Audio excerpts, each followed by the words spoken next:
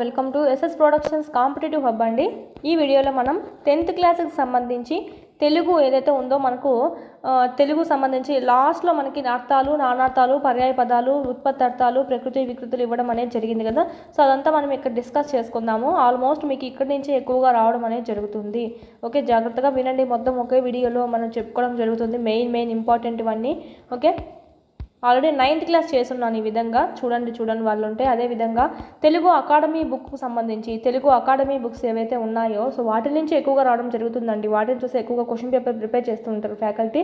So అవి కనుక మీరు చదువుకున్నారంటే కనుక ఆల్మోస్ట్ వాటిల్లోంచి రావడం జరుగుతుంది.